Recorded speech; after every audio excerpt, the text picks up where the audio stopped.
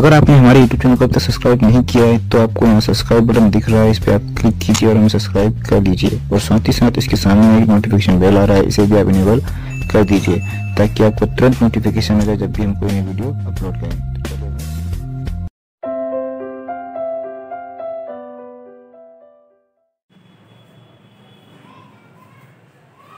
Hello बच्चों, welcome to गर्गाइसन PSC academy. तो बच्चों कैसे हैं आप लोग सभी? आई होप कि सब लोग अच्छे होंगे और घर पर मन लगा करके पढ़ाई कर रहे होंगे। बच्चों इस समय हम अपने चैनल पर जो स्टडी कर रहे हैं मिडिवल हिस्ट्री को बच्चों हमने 0 लेवल से स्टार्ट किया है। सबसे स्टार्ट जो बच्चा बिल्कुल भी जिसको मिडिवल हिस्ट्री समझ नहीं आ रही हो तो स्टार्टिंग से यहाँ पर पढ़ेगा उसको सारी चीजें क्लियर कट हो जाएगी। तो बच्चों आप लोग यदि मिडिवल हिस्ट्री को बिल्कुल भी नहीं पढ़ा हो आपने तो हमारे जो चैनल की प्लेलिस्ट बनी हुई है एक मिडिवल हिस्ट्री के नाम की, उस पर आप विजिट करिए, गर्गाइस पीएससी क्लासेस सर्च करिए। जैसे जाएगा तो मिडिवल हिस्ट्री की प्लेलिस्ट को आप क्लिक करेंगे तो उसमें हमने सीरियल वाइज वीडियो को उस पर लगा रखा है। जैसे सबसे पहले इस्लाम धर्म, उसके बाद जो है अरबों का आक्रमण, ठीक है, उसके बाद तुर्कों का आक्रमण, मोहम्मद गौरी।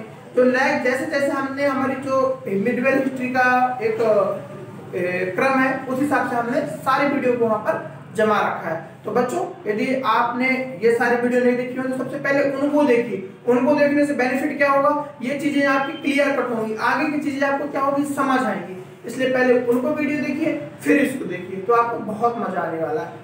बच्चों आज का जो हमारा टॉपिक है, आज हम दिल्ली सल्तनत की शुरुआत करने वाले हैं। ठीक है बच्चों, तो चलते हैं आज की क्लास की। आज का जो हमारा टॉपिक है वह है बच्चों दिल्ली सल्तनत। अभी दिल्ली सल्तनत होती क्या है बच्चों? तो एक्चुअली क्या है, जो हमारी मिडिवल हिस्ट्री है तो मिडिवल हिस्ट्री को हम 2 पार्ट्स में डिवाइडेड करते हैं। कितने पार्ट में? 2 पार्ट में। एक होती है हमारी मिडिवल हिस्ट्री, इसको हम 2 पार्ट में डिवाइड करेंगे। एक हमारी चलती है दिल्ली सल्तनत और दूसरा चलता है मुगल वंश। इन दोनों में हमारा पूरा जो मिडिवल हिस्ट्री है ये कवर किया जाता है। तो बच्चों जो दिल्ली सल्तनत है, दिल्ली सल्तनत और मुगल वंश, ये दोनों जो है कंपैरिजन में बहुत सारी चीजें इनमें डिफरेंट भी है और बहुत सारी चीजें इक्वल भी है। जैसे यदि हम छोटी सी बात करें कि यदि दिल्ली सल्तनत में हम जाते हैं तो दिल्ली सल्तनत में यहाँ का जो राजा होता था उसको सुल्तान बोला जाता था। क्या बोला जाता था बच्चों? सुल्तान। दिल्ली में जो शासक राजा होता था उसको सुल्तान बोला जाता था। लेकिन मुगल वंश में क्या बोला जाता था बच्चों? तो मुगल वंश में बादशाह बोला जाता था। दिल्ली सल्तनत में क्या होता था, जो भी सुल्तान राजा बनता था, सुल्तान बनता था, जो व्यक्ति उसको क्या तलवार की नोक, जिसकी तलवार की नोक ज्यादा अच्छी होती थी वही राजा बनता था। यानी कि जिसकी तलवार में ताकत है, जो ज्यादा पावरफुल है वही सुल्तान बनता था। लेकिन मुगल वंश में क्या था, इसमें वंशानुगत शासन था। क्या था बच्चों? वंशानुगत शासन था। ऐसे बहुत सारी चीजें जो है क्या है दोनों को डिफरेंशिएट करती हैं। तो अपन का आज का जो टॉपिक है बच्चों वो है कोर टॉपिक है दिल्ली सल्तनत। बहुत इंपॉर्टेंट होने वाला है और इससे जो क्वेश्चन भी होते हैं, क्वेश्चन की जो फॉर्मिंग होती है बहुत ज्यादा होती है, बहुत ज्यादा नंबर में क्वेश्चन इससे फॉर्म किए जाते हैं। 2017 का जो एमपीपीएससी प्री हुआ था उसी में क्वेश्चन में टाइम पीरियड पूछ लिया गया था कि दिल्ली सल्तनत में सबसे कम टाइम पीरियड किसका था और 4-5 वंश को दे दिया गया था।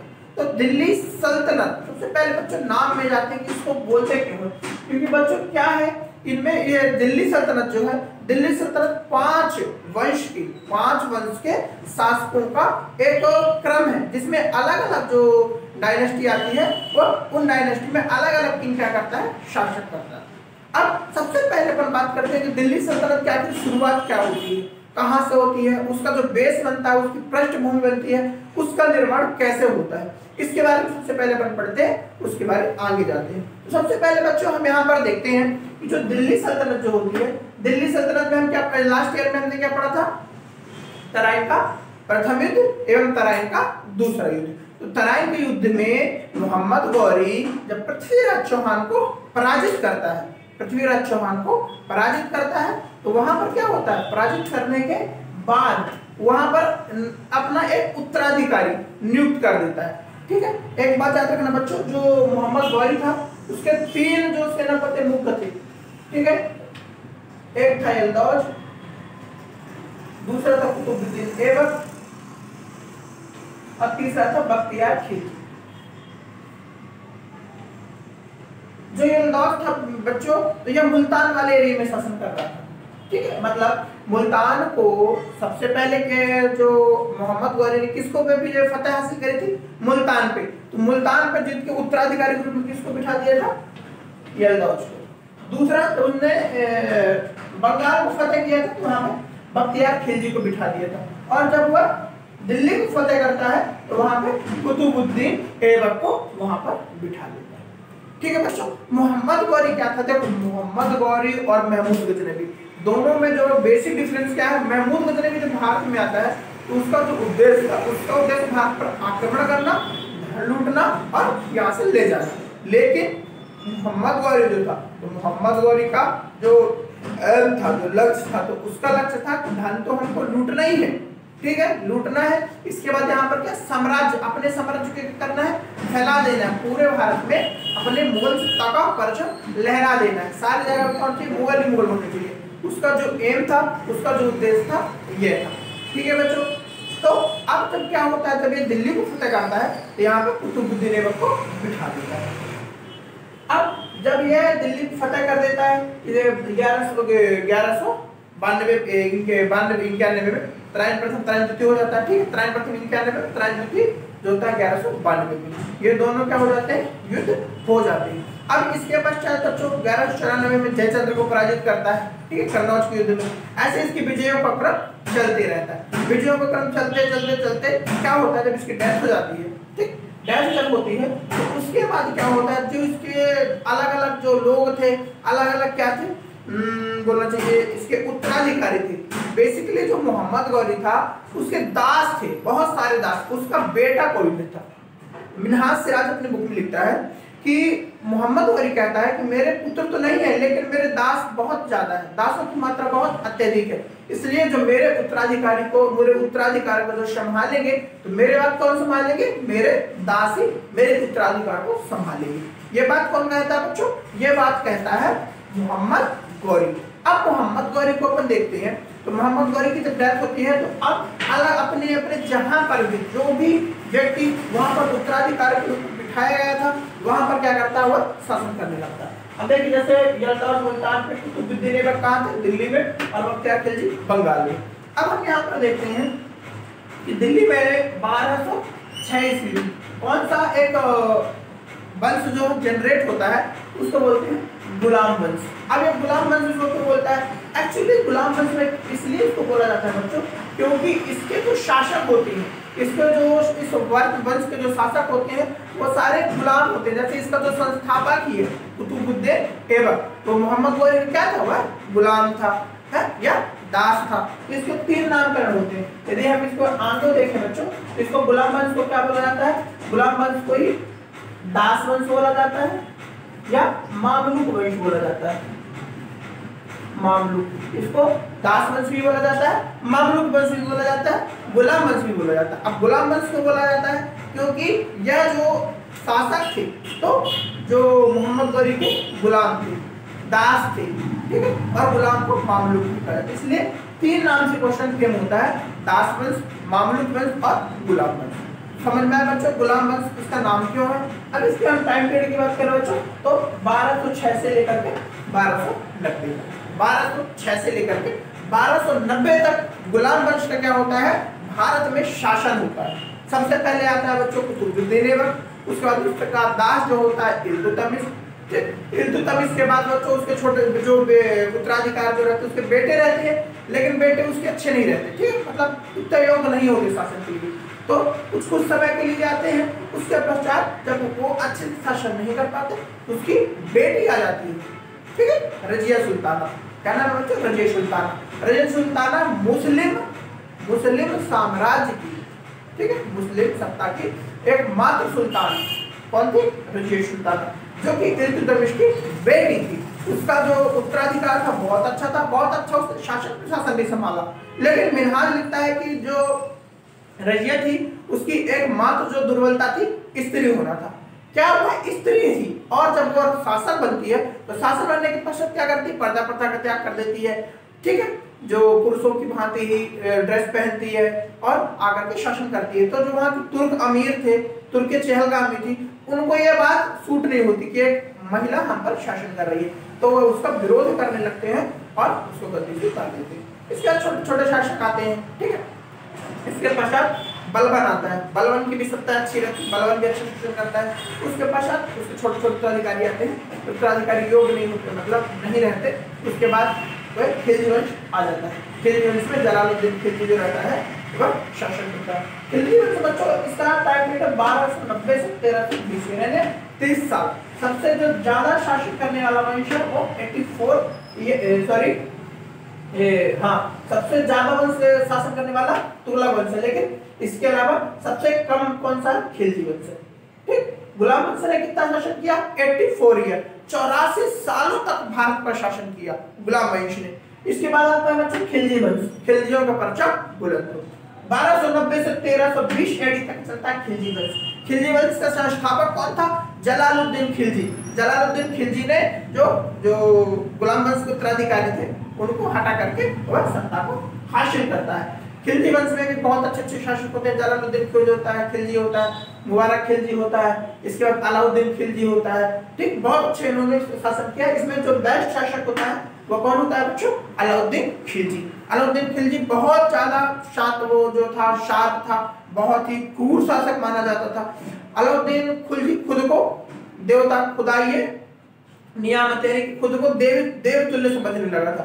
वह पूरे भारत पर, जैसे सिकंदर निकला था पूरे विश्व के विजय को हासिल करने के लिए, तो वह जो अलाउद्दीन खिलजी था वह भी पूरे विश्व को जीतने की ताकत रखता था और ताकत जीतने की कोशिश करता है। लेकिन होता क्या है, जो जलालुद्दीन जो खिलजी जो होता है उसको अमीर खुसरो और उसके जो कुछ सलाहकार उसको सलाह देते हैं कि नहीं आप उपाधि ले लीजिए, आप विश्व को मत जीतिए। तो वो क्या करता है? द्वितीय सिकंदर की उपाधि लेता है, ठीक है, लेकिन पूरे भारत को जो है फतह कर देता है। ये एक ऐसा सुल्तान होता है जो जाकर के दक्षिण भारत पर भी हमला करता है और दक्षिण भारत में भी जाकर फतह हासिल करता है। तो बहुत ही है इंपॉर्टेंट खिलजी वंश, ठीक है। नेक्स्ट आता है बच्चों तुगलक वंश, 1320 से लेकर 1414 एडी। ये बहुत ज्यादा 94 साल यानी 94 ईयर तक इसने शासन किया। ये जो तुगलक वंश है बहुत इंपॉर्टेंट है, क्योंकि सबसे ज्यादा यदि क्वेश्चन पूछता है कि दिल्ली सल्तनत में सबसे ज्यादा समय तक शासन करने वाला कौन सा वंश है, तो वह है बच्चों तुगलक वंश। 1320 एडी से लेकर 1414 एडी तक यानी कि 94 साल 94 ईयर तक इसने शासन किया। इसमें भी बहुत अच्छे शासक आए, ठीक। गयासुद्दीन तुगलक जो है इसकी स्थापना करता है। इसमें बेस्ट होने वाला है बच्चों तुगलक, फिरोज शाह तुगलक बहुत इंपॉर्टेंट राजा होने वाला है। क्योंकि देखो क्या है, जो फिरोज शाह जो तुगलक है इसलिए इंपॉर्टेंट होने वाला है क्योंकि इसने क्या करी, बहुत अच्छे काम करवाए। इसने क्या करवाया, नहरों का निर्माण करवाया, ठीक है, खेतों के लिए विभिन्न प्रकार के अच्छे कार्य करवाए, ठीक। इसके लिए निगेटिविटी एक थी कि ये क्या था बच्चों, इसकी जो माँ थी वह हिंदू थी और इसके पिता जो थे वो मुस्लिम थे। तो यह जो इसे अमीर वर्ग था, ठीक है, वहां का जो उलेमा वर्ग था तो इस पर प्रतिरोध करता था फिरोज शाह तुगलक का। क्यों इसलिए प्रतिरोध करता था? क्योंकि ये लोग बोलते थे कि यह हिंदू माँ का पुत्र है, इसलिए मुसलमान नहीं हो सकता। तो फिरोज शाह तुगलक हमेशा सदैव अपने आप को कट्टर मुसलमान साबित करने की कोशिश करते रहता था। हमेशा वही काम करता जिससे यह साबित हो कि हाँ मैं कट्टर मुसलमान हूँ, ठीक है। बस लेकिन क्रिएटिविटी यही रहती है, बट लेकिन काम बहुत अच्छी किया इसने, ठीक है। अब मैं कहना चाहिए कि प्रशासनिक सुविधा की दृष्टि से बहुत अच्छे काम किए, नहरों का निर्माण करवाना, रोड का निर्माण किया, तो बेस्ट शासक रहा है। नेक्स्ट है सैयद वंश। सैयद वंश जो होता है बच्चों, ये सैयद वंश जब आता है तो यहाँ बीच में थोड़ा सा क्या आता है, बीच में बैग आता है। देखो जैसे 94 1414 एडी तक हो जाता है, इसके बाद 1414 1415 51 एडी तक यानी 37 साल सैयद वंश जो रहता है।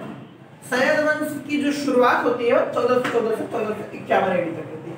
अब सैयद वंश आता कैसे है? सैयद वंश की स्थापना का जो श्रेय है बच्चों 1398 में एक महत्वपूर्ण घटना होती है, तैमूर लंग का दिल्ली पर आक्रमण। तैमूर लंग उसको इसलिए बोला जाता था बच्चों क्योंकि वह क्या था, विकलांग था, ठीक है, डिसेबल था, इसलिए उसको तैमूर लंग बोला जाता था। 1398 में तैमूर लंग ने दिल्ली पर क्या कर दिया, आक्रमण कर दिया। आक्रमण करने के बाद उसने क्या, भीषण लूटपाट की, बहुत मारकाट किया और बहुत से ज्यादा मात्रा में क्या किया, धन को एकत्रित किया और धन के लेकर के काम आ गया जो है वापस चला गया। वापस जाने के बाद जब वापस जाता है फिर, लेकिन यहाँ पर इसने क्या करा, एक खिचड़ खाम यहाँ पे अपना क्या बना देता है, जहाँ विकसित करता है अपना उत्तराधिकार बना देता है। उत्तराधिकारी जैसे बनते हैं तो उन्होंने किसकी स्टार्ट करते हैं, सैयद वंश की लोग क्या करते हैं, शुरुआत कर देते हैं। सैयद वंश बनता है 1451 साल। इसके बाद आता है बच्चों लोधी वंश। लोधी वंश, अब लोधी ये कौन थे बच्चों, तो ये अफगानी थे, अफगान लोग थे, अफगान के शासक थे लोधी वंश।